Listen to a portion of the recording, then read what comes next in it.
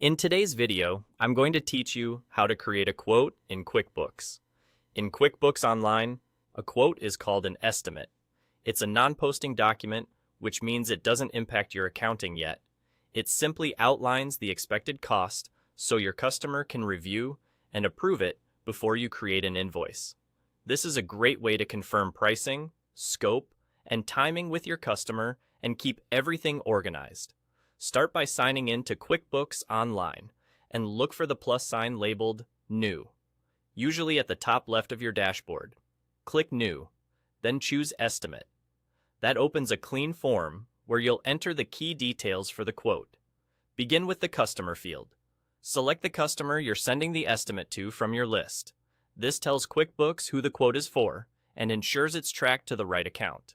Next, check the estimate date. This typically defaults to today, but you can adjust it to match your proposal date or timeline. Keeping dates accurate helps with reporting and follow-up later. Now add your products or services. Choose the items you're quoting, and QuickBooks will pull in any default descriptions and rates you've set up. If you need a simple line item that doesn't come from your product list, you can write a clear description so your customer understands exactly what's included. For each line, enter the quantity and rate. QuickBooks automatically calculates the amount for each item and updates the total at the bottom. Take a moment to review the math and make sure the numbers reflect what you intend to charge.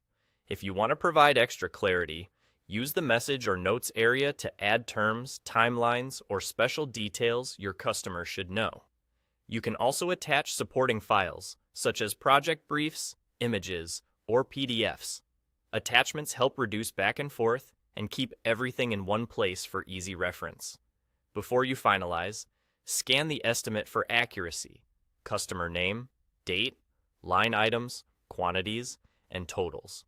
When you're ready, you have two options. Click Save and Send. If you want to email the estimate directly to your customer, you'll see a preview of the email and can personalize the message before sending. Or choose Save and Close to store the estimate and send it later. Either way, the estimate will be saved under that customer's record, and you can convert it to an invoice once it's approved. That's it. You've created a professional quote in QuickBooks, set clear expectations with your customer, and kept your workflow tidy from the very start.